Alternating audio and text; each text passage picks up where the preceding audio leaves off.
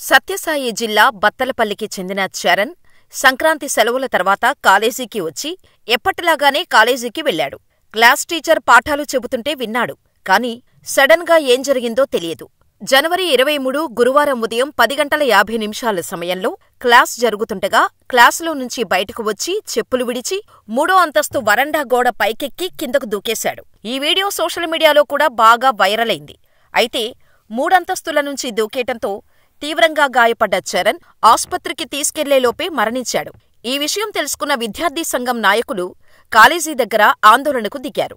విద్యార్థి మృతిని దాచిపెట్టే ప్రయత్నం కాలేజీ యాజమాన్యం చేస్తుందని విమర్శలు చేశారు. అయితే విద్యార్థి ఆత్మహత్యకు పాల్పడటానికి కారణమేంటి? స్కూల్ యాజమాన్యమే కారణమా? చరణ్ తల్లిదండ్రులు ఏమంటున్నారు? కాలేజీ యాజమాన్యం ఏం చెబుతోంది? అసలు చరణ్ ఎందుకు సూసైడ్ చేసుకున్నాడో తెలుసుకుందాం. సత్యసాయి జిల్లా బత్తలపల్లికి చెందినవాడు చరణ్. తల్లిదండ్రులు వెంకటనారాయణ, గోవిందమ్మల చిన్న కొడుకు, పెద్ద కొడుకు చెన్నైలో బీటెక్ చదువుతున్నాడు. కాగా చరణ్ సంక్రాంతి సెలవులకు ఇంటికి వచ్చి ఫ్రెండ్స్తో ఎంజాయ్ చేయటం, ఫ్యామిలీ అందరితో కలిసి గడపటం అంతా బాగానే ఉంది. కాలేజీ సెలవులు పూర్తి కావటంతో ఈ నెల 23న చరణ్ పెద్దనాన్న, ఆయన కొడుకు భరత్ కలిసి వెళ్లి స్వయంగా చరణ్ను తీసుకెళ్లి కాలేజీలో వదిలిపెట్టి వచ్చారు. అయితే చరణ్ కాలేజీ ఫీజు పెండింగులో ఉండటంతో కాలేజీ యాజమాన్యం చరణ్ను అడిగి తండ్రి వెంకటనారాయణకు ఫోన్ చేశారు. వెంటనే ఆయన వచ్చి కడతానని చెప్పటంతో చరణ్ను కాలేజీలోకి అనుమతించారు. అంతేకాని కాలేజీ యాజమాన్యం చరణ్పై ఒత్తిడేమీ చేయలేదని చెబుతున్నారు.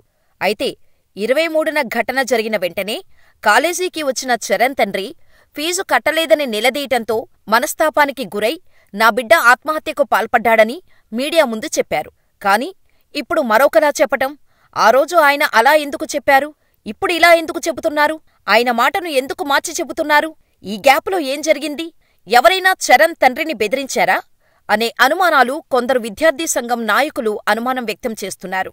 ఇదిలా ఉంటే నారాయణ కాలేజీ యాజమాన్యం చరణ్ ఆత్మహత్యకు కాలేజీకి ఏం సంబంధం లేదు, వారి ఇంట్లో సమస్యలే కారణమై ఉండొచ్చని చెబుతోంది.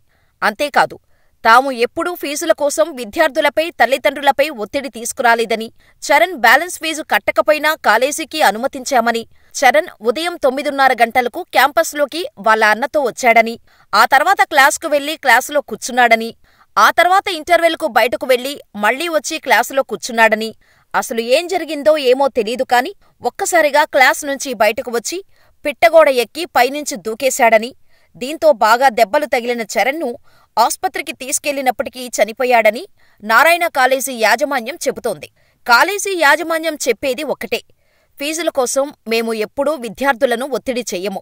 తల్లిదండ్రులకు కాల్ చేసి మీ బాబు ఫీజు పెండింగ్ ఉంది, ఎప్పుడు కడతారు అని అడుగుతాం తప్ప ఎప్పుడూ మేము విద్యార్థులను అడగం. ఇలాగే చరణ్ తండ్రిని కూడా అడిగాం. ఆయన ప్రస్తుతం మేం బెంగళూరులో ఉన్నాం, వారం 10 రోజుల్లో వచ్చి ఫీజు చెల్లిస్తాను అని చెప్పటంతో సరే అని ఫోన్ పెట్టేశాం. అంతేకాని స్టూడెంట్ని ఫీజు కోసం మేము ఎప్పుడూ అడగము అని చెబుతుంది యాజమాన్యం. అయితే యాజమాన్యం చెబుతున్న విషయాన్ని ఏఐఎస్ఎఫ్ కొట్టిపారేస్తోంది. చరణ్ ఆత్మహత్యపై సమగ్ర విచారణ జరిపించి బాధ్యులపైన చర్యలు తీసుకోవాలని విద్యార్థి సంఘం నేతలు డిమాండ్ చేస్తున్నారు. వ్యక్తిగత సమస్యలతో విద్యార్థి చనిపోయాడని కళాశాల యాజమాన్యం చెప్పటం సరికాదని, నారాయణ కాలేజీపై, యాజమాన్యంపై క్రిమినల్ కేసులు నమోదు చేయాలని డిమాండ్ చేస్తున్నారు. అయితే సంఘటన తెలుసుకొని కేసు నమోదు చేసిన పోలీసులు దర్యాప్తు చేస్తున్నారు. చరణ్ తల్లిదండ్రుల వాంగ్మూలం రికార్డు చేశారు. కాలేజీలో తన క్లాస్మేట్స్ను కూడా విచారిస్తున్నారు. అయితే ఈ విచారణలో చరణ్ ఎగ్జామ్స్ గురించి భయపడేవాడని, నేను ఫెయిలవుతానేమో అని స్నేహితులతో చెప్పుకొని బాధపడేవాడని, ప్రీ ఫైనల్ పరీక్షల్లో ఫెయిలవుతాను అనే భయంతో ఉండేవాడని పోలీసులకు చెప్పినట్టు తెలుస్తోంది. అయితే అందరికీ అర్థం కాని విషయం ఒకటే, చరణ్ ఎందుకు సూసైడ్ చేసుకున్నాడు? ఉన్నట్టుండి ఒక్కసారిగా లేచి క్లాస్ నుంచి బయటకు వచ్చి ఎందుకు దూకేశాడు? చరణ్ కాలేజీ ఫీజు గురించి ఆలోచించి చనిపోయాడా? లేక కాలేజీ యాజమాన్యం క్లాస్ అందరి ముందు ఫీజు అడగటంతో అవమానంగా భావించి చనిపోయాడా? లేదా పరీక్షల్లో ఫెయిలవుతాను అనే భయంతో ఇలా చేశాడా? అనే విషయాలు తెలియాల్సి ఉంది. ఈ మధ్యకాలంలో ఇంటర్ చదువుతున్న విద్యార్థులు కొందరు తల్లిదండ్రులు మందలించారనో, వారు కావాలనుకున్నది ఇవ్వలేదనో, పరీక్షల్లో మంచి మార్కులు రాకపోవటం, ఫెయిలవుతాను అనే భయమో, ప్రేమించినవారు మోసం చేశారని మనస్తాపానికి గురై బలవన్మరణాలకు పాల్పడుతున్నారు. ఇలాంటి ఘటనలు రాష్ట్రంలో గత కొంతకాలంగా తీవ్రస్థాయిలో ఆందోళన కలిగిస్తున్నాయి. ఎన్నో ఆశలతో పాఠశాల స్థాయి నుంచి కాలేజీ వరకు వచ్చిన విద్యార్థులు స్వల్ప కారణాలు, సమస్యలతో తనువు చాలిస్తున్నారంటే తల్లిదండ్రుల తప్పు కూడా ఉందని మానసిక వైద్య నిపుణులు అంటున్నారు. పిల్లల స్థాయికి మించిన చదువులను, వారి పరువు కోసం, ప్రతిష్టల కోసం వారి నెత్తిన రుద్దటంతో అందమైన భవిష్యత్తు ఊహించిన తల్లిదండ్రులకు వేదన మిగులుస్తున్నారు.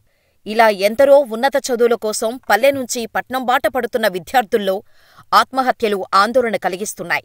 అప్పటివరకు తల్లిదండ్రులతో అల్లారుముద్దుగా ఉంటూ విద్యాభ్యాసం సాగించిన వారు ఒక్కసారిగా వాళ్లను వదిలి చదువుల ఒత్తిడికి లోనై తనువు చాలిస్తున్నారు.